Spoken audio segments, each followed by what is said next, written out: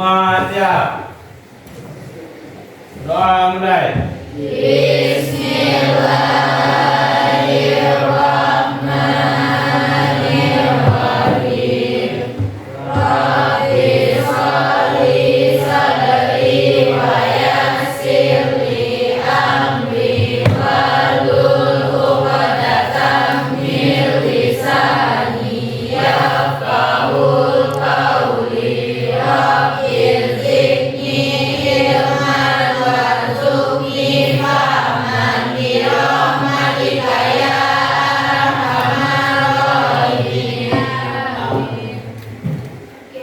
Silakan dibaca ayat kursinya dulu.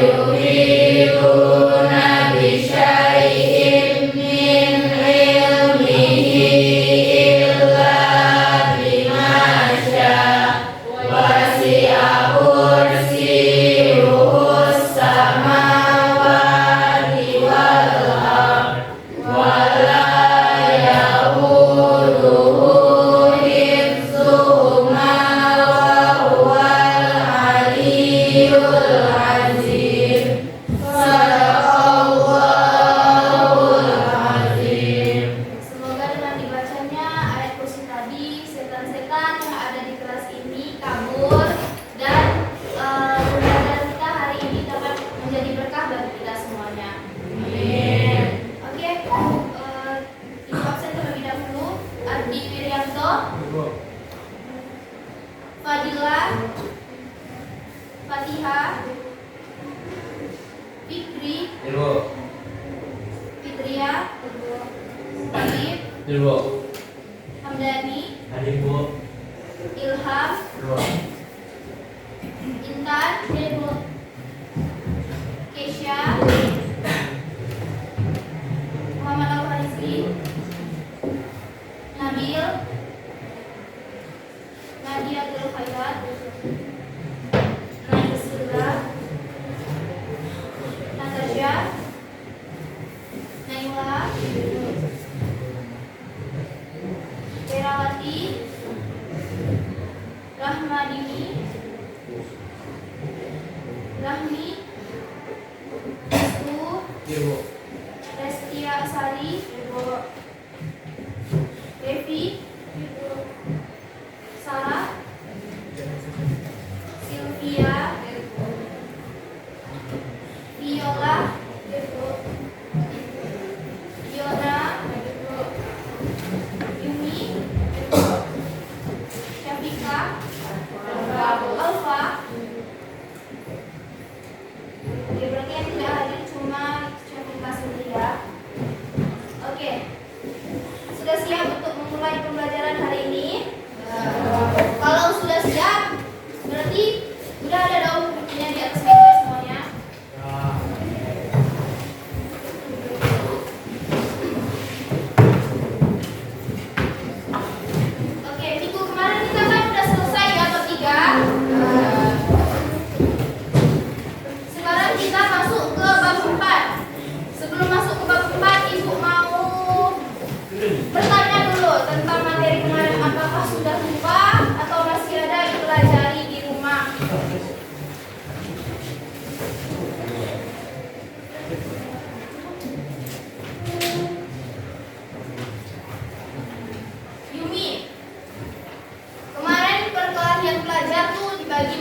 Coba, apa aja dia ini?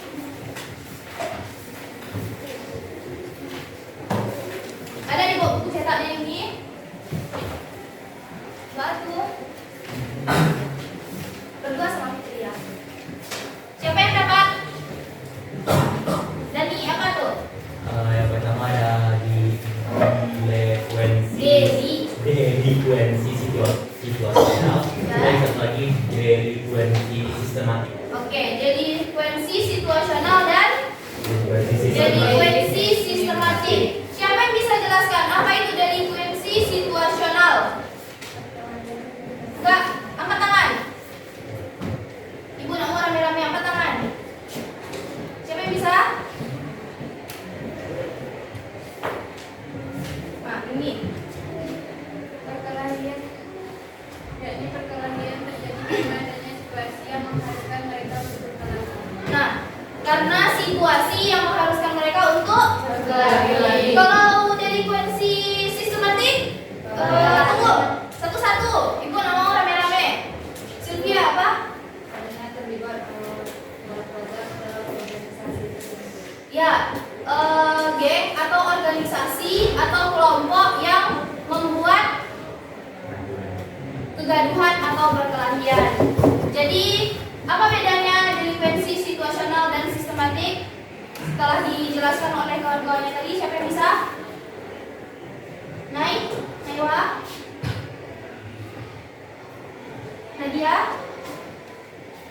Mana Nat? Bisa Nat? Nah, jadi lagi apa? Delikuensi situasional itu lebih ke membuat seseorang itu terpaksa melakukan hal tersebut Ya karena situasinya karena mendesak. situasi. Sedangkan delikuensi sistematik itu lebih kayak peraturan mereka gitu loh, yang menyebabkan mereka tuh terjadi kegaduhan, nggak suka sama game ini atau nggak game ini, ada peraturan gitu. Ya, jadi terbentuk dalam suatu kelompok kalau delikuensi sistematik. Jadi sudah nampak perbedaannya ya. Tolong jangan dilupakan pembelajaran yang sudah lalu. Tolong diulang-ulang di rumah. Paham semuanya? Apa aja selain perkelahian kemarin pembahasan kita di bab 3? Minuman Minuman keras. Apa itu minuman keras? berdasarkan kemampuan. Ulang Naiwa. Jenis minuman dan makanan yang dapat menumbuhkan dan meningkatkan kesadaran seseorang. Jenis minuman yang dapat menghilangkan kesadaran seseorang. Hukum minum minuman keras apa? Apa ayat yang menjelaskan tentang minuman keras? Coba baca Yona.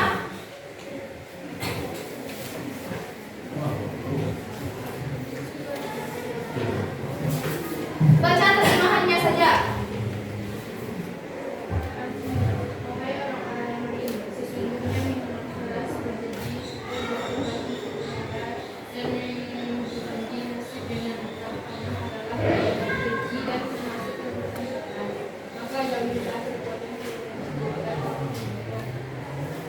Oke, jadi sudah jelas ya di dalam ayat tersebut menjelaskan bahwa minuman keras itu haram dikonsumsi.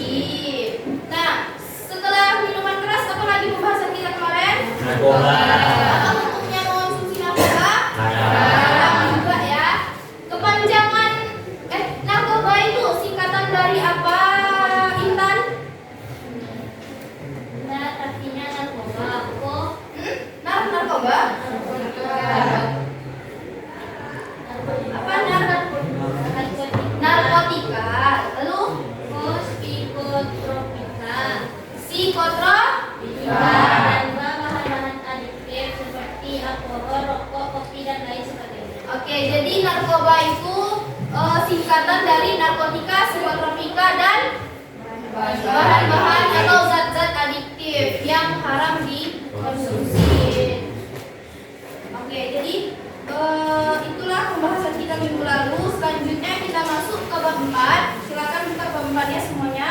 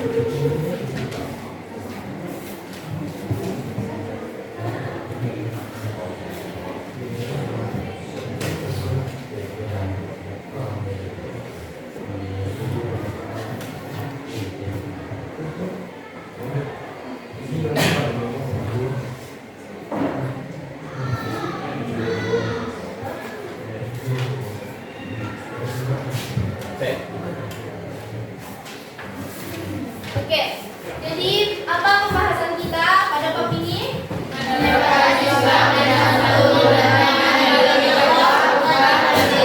Jadi ada 3 pembahasan kita sekarang ya, yaitu dakwah, khutbah, dan tabligh. Nah, sebelum Ibu jelaskan materi kita hari ini, Ibu akan menyampaikan dulu tujuan pembelajaran kita. Nah, dalam pembelajaran ini Ibu harapkan anak-anak Ibu semuanya dapat menganalisis apa itu dakwah, khutbah, dan tabligh. Lalu Ibu harapkan anak-anak Ibu dapat menyusun teks khutbah atau ceramah khutbah untuk laki-laki khususnya ya. Kalau teks ceramah itu untuk perempuan. Itu nanti mungkin di minggu depan Ibu akan mengadakan praktek khutbah dan ceramah. Nah, selanjutnya tujuan yang ketiga yaitu Ibu harapkan anak-anak Ibu dapat menerapkan ketentuan dakwah, khutbah, dan juga tabligh. Dan yang terakhir, Ibu harapkan semuanya dapat membiasakan sikap menebarkan Islam rahmatan lil alamin. Oke, yang pertama apa pembahasan kita? Dakwah. Nah, apa itu dakwah?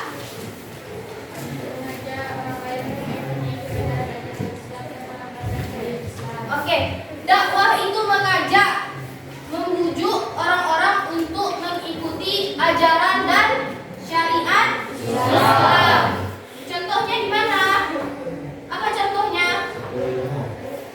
Hah? Contoh dakwah itu gimana? Kan mengajak tadi Ibu bilang atau membujuk. Gimana contohnya?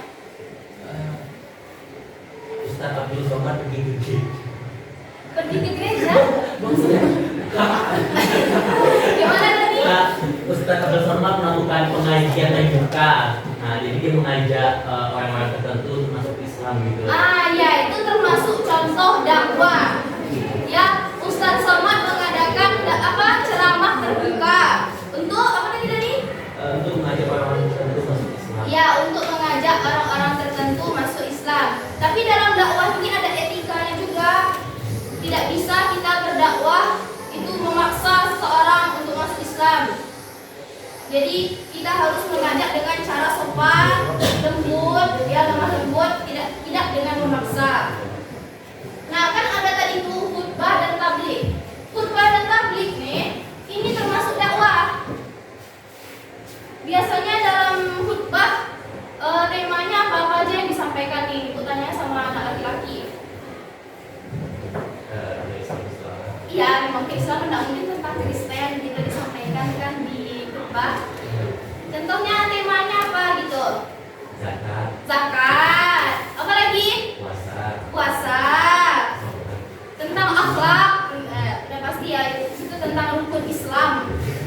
Pokoknya kalau kamu rajin ya pergi sholat Jumat pasti tahu apa aja yang dibahas dalam khutbah. Jangan pergi sholat Jumat khutbah nggak didengarkan, tapi datangnya pas sudah mau sholat aja. Siapa yang sering betul? Fikri?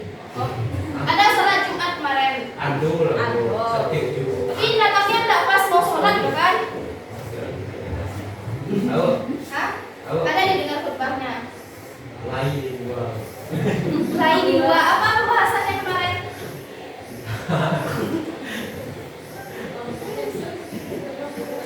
Nah, lanjut dalil tentang khutbah. Ibu minta Naisila coba baca dalil tentang khutbah ini. Bukan khutbah, dakwah.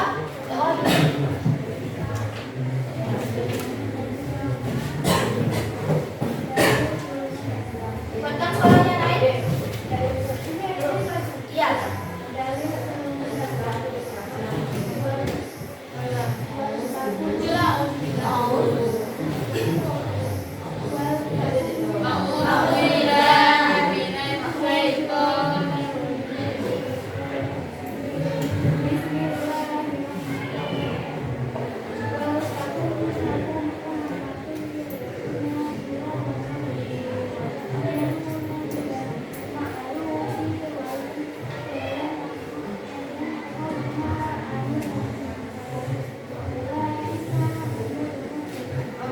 bagus ya bacaan Al-Qur'annya Naisila.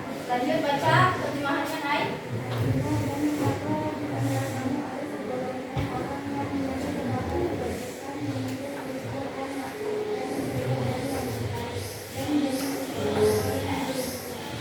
Nah, kan di ayat ini dijelaskan bahwasanya dan hendaklah di antara kamu ada segolongan orang yang menyeru kepada kebajikan. Gimana menyeru kepada kebajikan? Apa itu kebajikan?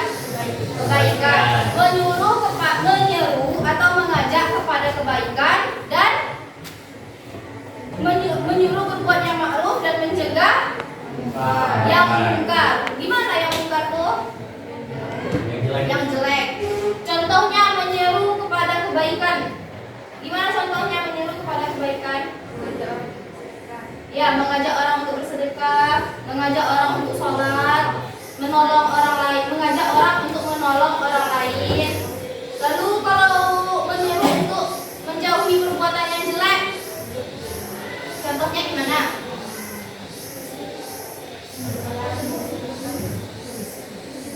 Dan mencegah dari yang munkar, mencegah keburukan. Gimana contohnya? Apa? Melarang dia mencuri. Berarti sebelumnya dia udah bilang ke kita kalau dia mau mencuri gitu. Orang mencuri ada bilang-bilang. Ya, tapi itu bisa juga ya. Jadi apa lagi selain itu contohnya? Mencegah seseorang terjatuh ke dalam kemaksiatan. Iya, mencegah. Contohnya gimana tuh, Dani? Misalnya si Nabi mau pacaran ke saya. Ya, bilang. Ingat 1732, ya kan? Apa 1732 tuh? Hah? 1732 tuh surat Al-Isra ayat 30. Wala taqrabu zina. Sesungguhnya zina itu janganlah mendekati zina. Ya, itu bagus contohnya dari Daniel. Nih Ibu jelaskan ini sekilas aja ya. Nanti Ibu akan bentuk kamu dalam 5 kelompok. Dan di dalam kelompok nanti masing-masing anggota bertanggung jawab untuk pemahaman anggotanya masing-masing. Kita lanjut dulu. Untuk khutbah. Asal kata khutbah. Khutbah berasal dari kata khattabah. Berarti ya, dalam khutbah kan berbicara ya. Berbicara dan mengajak orang-orang untuk melakukan syariat Islam. Nah, sementara jika ditinjau dari pengertian istilah, khutbah adalah menyampaikan pesan tentang takwa sesuai dengan perintah Allah dan syarat dan rukun tertentu. Takwa itu apa? Taat. Mematuhi segala perintah Allah dan menjauhi larangannya. iya, menjauhi larangannya. Nah, pengertian yang kedua, kegiatan nasihat yang disampaikan kepada kaum muslim dengan syarat dan rukun tertentu. Nah, jadi dalam khutbah itu beda dengan ceramah. Kalau khutbah ada rukun dan syarat-syaratnya. Kalau ceramah itu nggak ada, dia tidak, istilahnya dia itu tidak terikat gitu. Kalau khutbah ada rukun-rukunnya yang menjadikan kita tertib dalam melakukan khutbah gitu. Ada tahap-tahapnya tuh dalam khutbah. Syarat khatib, coba baca Rizi. Satu, bisa sudah balik berangkat sehat. Dua, syarat mengetahui syarat rukun dan sunnah khutbah. Tiga, suci dan niat baik dengan waktu pakaian atau yang tertentu. Empat, takdir dan masih saya mengucapkan ayat Al-Quran dan hadis. Lima, memiliki akhlak yang baik dan tidak terlibat mata masyarakat. Enam, soalnya menjaga dapat pahami malu jemaah. Itu sudah penampilan hati dan sopan. Oke, jadi itu syarat-syarat khatib ya. Yang sudah pasti yang pertama apa? Islam. Tidak mungkin seorang khatib dia non-muslim. Yang kedua, mengetahui syarat rukun dan sunnah khutbah. Jadi di dalam khutbah sudah ada syarat-syarat rukun dan juga sunnah-sunnahnya. Yang ketiga, suci dari hadas. Apa itu hadas? Najis. Ya, suci dari najis, dari kotoran ya. Sebelum melakukan khutbah kita diwajibkan untuk berwudu terlebih dahulu. Nah, yang keempat, tartil dan fasih saat mengucapkan ayat Al-Qur'an dan hadis. Jadi, bagi seorang khatib itu tidak sembarangan saja, harus lancar dia fasih membaca Al-Qur'annya jelas, makhrajnya tahu apa namanya?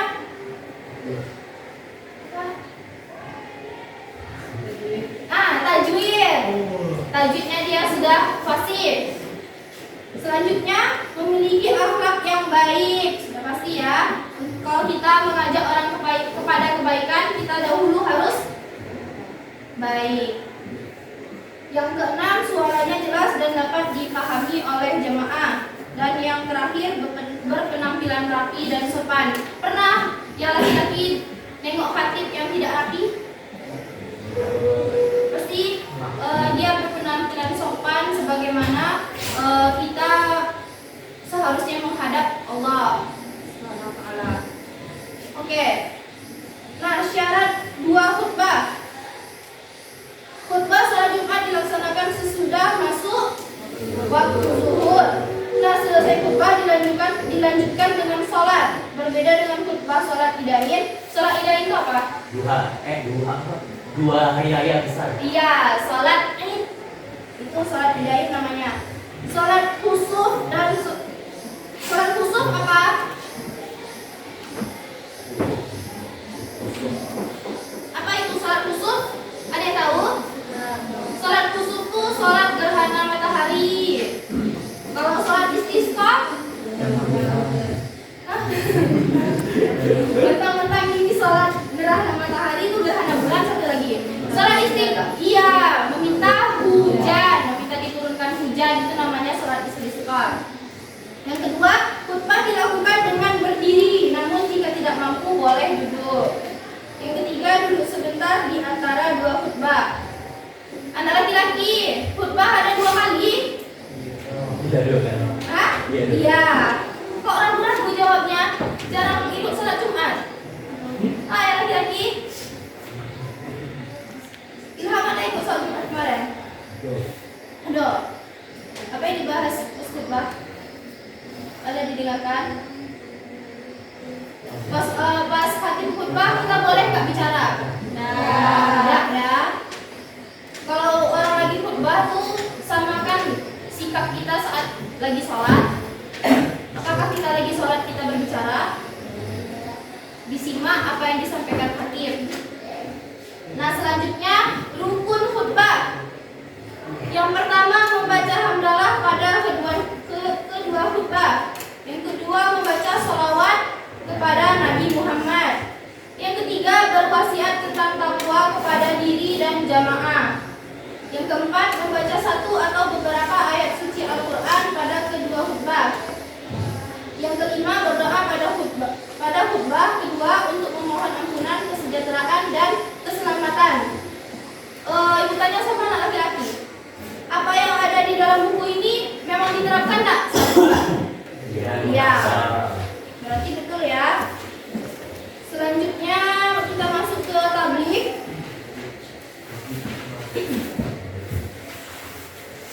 Yumi, coba baca pengertian tabligh.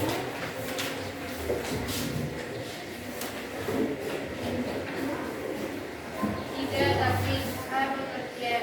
Menurut tinjauan bahasa, kata tabligh berasal dari kata balagha. Balagha. Balagha yuballighu tabligho, yang artinya menyampaikan atau memberitahukan pesan atau ceramah secara lisan atau perkataan. Makna lain adalah ceramah yang tidak disertai dengan rukun seperti khutbah, bukan sekedar ceramah atau pesan biasa, tetapi sebuah ceramah yang bersumber dari ajaran Islam yang disampaikan kepada satu orang atau banyak orang agar mengamalkan isi pesan tersebut. Oke, jadi seperti yang Ibu bilang sebelumnya bahwasanya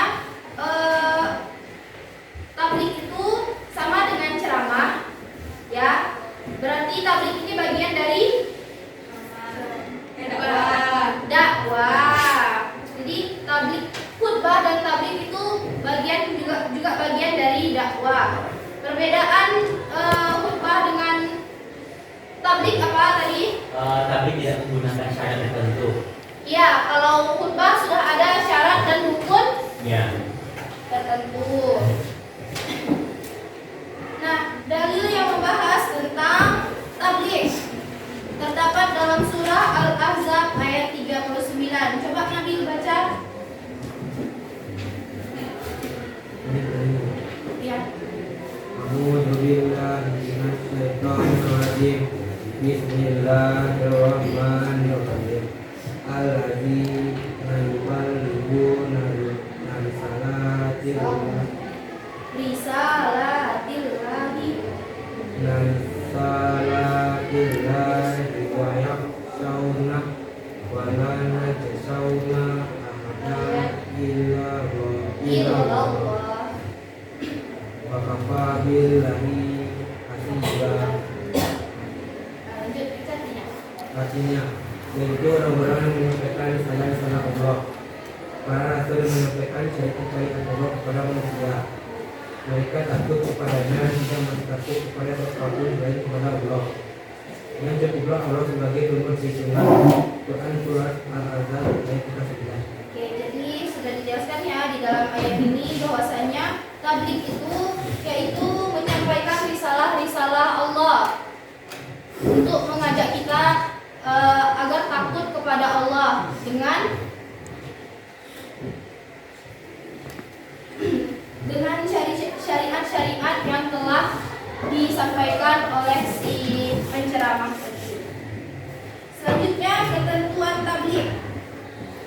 Yang pertama, dilakukan dengan cara yang sopan, lemah lembut, tidak kasar dan tidak berusak. Misalnya kita mengajak orang dengan cara kasar, mau nggak orang itu nurut sama kita? Udah pernah ngalamin? Kalau kita bentak orang, apa yang orang rasakan sama kita? Dongkol.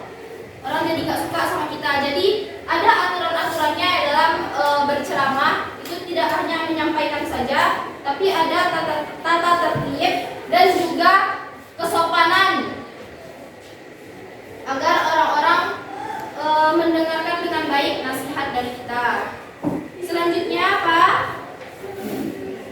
Menggunakan bahasa yang mudah dimengerti oleh jemaah. Jadi menyampaikannya tidak dengan berbelit-belit. Gunakanlah bahasa yang gampang dimengerti oleh orang. Mengedepankan musyawarah dan berdiskusi untuk memperoleh kesepakatan bersama.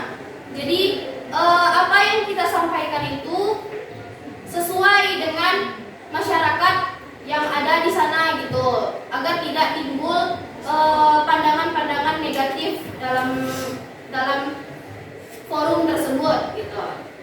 Selanjutnya materi tabligh yang disampaikan harus mempunyai rujukan yang kuat dan jelas sumbernya. Tidak asal-asalan, tapi sumbernya sudah pasti berasal dari dalam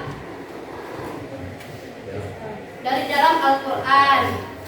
Terakhir, belum disampaikan dengan penuh keikhlasan dan kesabaran, sejalan dengan situasi dan kondisi masyarakat termasuk aspek psikologis dan sosiologis para jamaah. Maksudnya gimana? Jadi kita menyampaikan ceramah itu ikhlas, sabar ya, tabah, tidak gimana ya bilangnya? Tidak mengharapkan upah gitu. Ikhlas menyampaikannya dan sesuai dengan kondisi forum yang kita kita dakwahi. Dan yang terakhir, tidak menghasut orang lain untuk bermusuhan, berselisih, merusak dan mencari-cari kesalahan orang lain. Kan biasanya ada juga tuh ustadz bilang yang menjelek-jelekkan ustadz lain gitu. Itu kita tidak boleh ya melakukan hal tersebut. Jadi dalam berceramah kita harus profesional. Sampaikanlah apa yang mau kita sampaikan, tidak boleh menjelek-jelekkan orang lain. Oke, sampai di sini paham? Nah, untuk pemahaman selanjutnya, Ibu akan bagi kamu dalam 5 kelompok.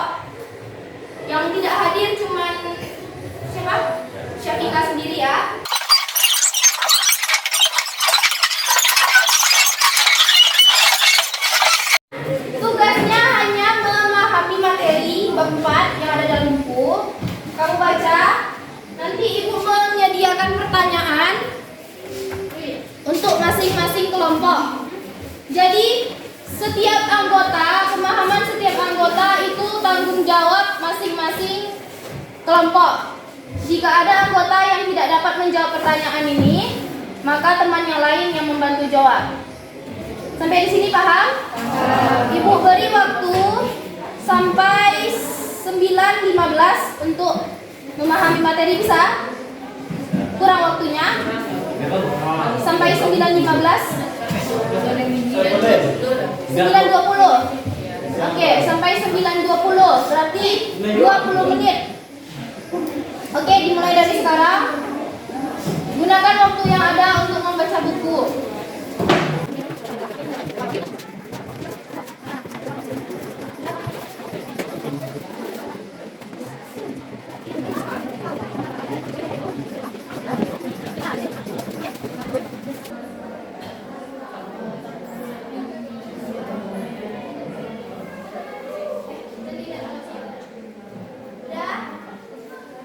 Sudah bisa kita mulai? Sudah lewat 20. Silakan ditutup bukunya semuanya.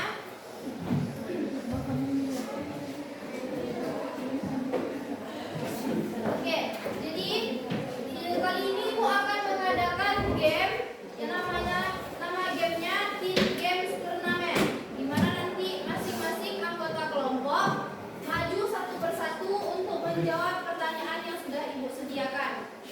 Kalau misalnya yang maju tidak dapat menjawab, maka bisa digantikan dengan temannya.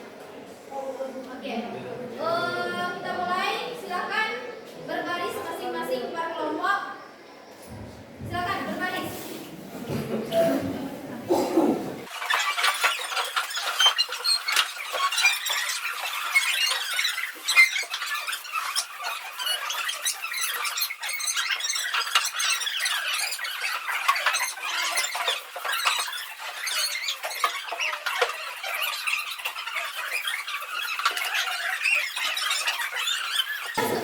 Oke, semuanya sudah menjawab pertanyaan yang sudah Ibu sediakan. Mari kita koreksi sama-sama. Kelompok berapa dulu yang mau dikoreksi? 4, Bu. 3, Bu.